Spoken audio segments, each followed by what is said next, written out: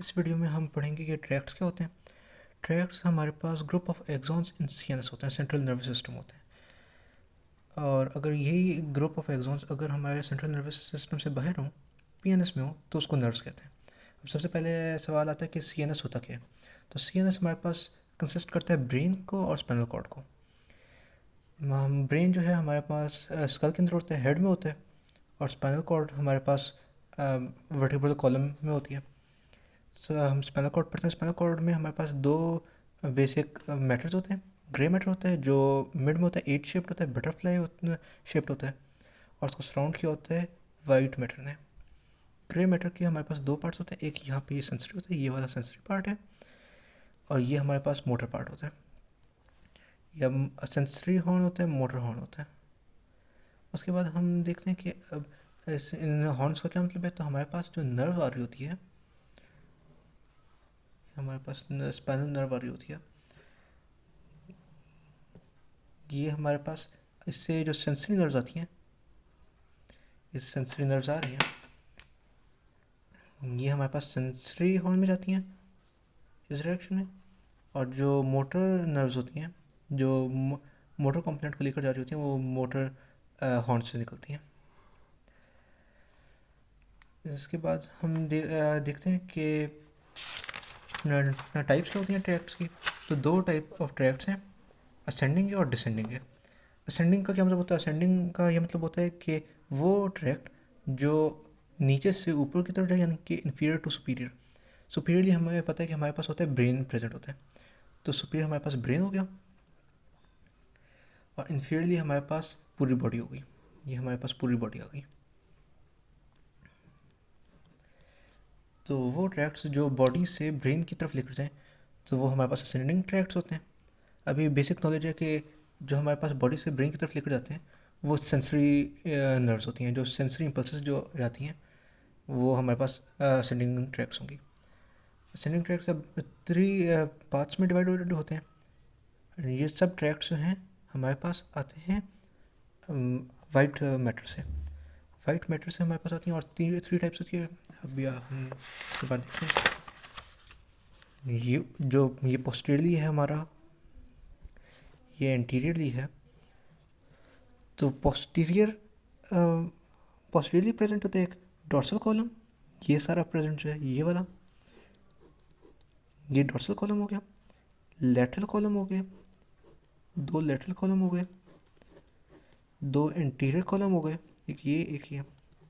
और dorsal column भी दो होते हैं, बीच में हाफ को हमने डिवाइड किया होता है, इस तरह प्रेजेंट होते हैं। तो हमारे पास दो डॉर्सल कॉलम आ गए। इसके बाद हम देखते हैं कि हमारा ऐसा डिसेंडिंग ट्रैक्ट क्या होता है। डिसेंडिंग ट्रैक्ट हमारे पास ऊपर से नीचे आता है, सुपीरियर टू इन्फीरियर आता है। सुपीरियर हमारे पास बड़ा ब्रेन है, इन्फीरियर हमारे पास बॉडी है। तो हम ब्रेन से जो इनोवेशंस जो हैं, जो नर्व्स हमारे बॉडी की तरफ लेकर जाती हैं, वो डिसेंडिंग ट्रैक्ट्स होती हैं। जो मोटर नर्व्स होती हैं, जो हमारे पास कमांड्स लेकर जाती हैं, वो दो में डिवाइड होती हैं, एंटीरियर और लेटरल कॉलम में। एंटीरियर ये जो हम पढ़ चुके हैं, लेटरल ये। डिसेंडिंग ट्रैक्ट्स हमारे पास पोस्टीरियरली नहीं प्रेजेंट होते। इसके बाद हम पढ़ते हैं कि वाइट कॉलम और वाइट मैटर और ग्रे मैटर में क्या डिफरेंस है। तो वाइट मैटर हमारे पास ग्रुप ऑफ एक्सॉन्स होते हैं। वाइट हम देख लेते हैं, वाइट ग्रुप ऑफ एक्सॉन्स होते हैं,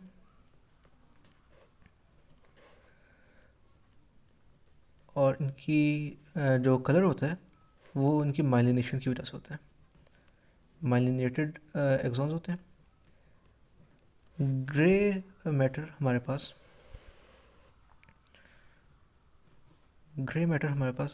ग्रुप ऑफ सेल बॉडीज होते हैं,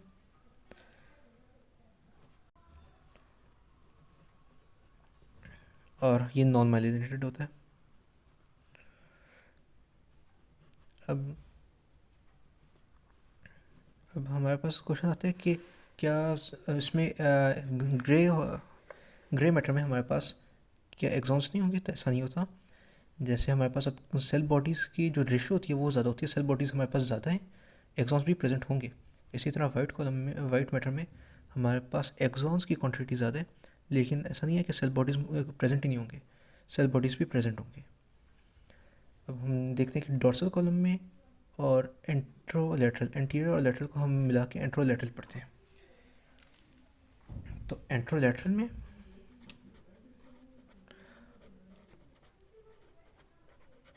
और डोर्सल कॉलम में या पोस्टीरियर कॉलम में क्या डिफरेंस होता है? तो डोर्सल कॉलम हमारे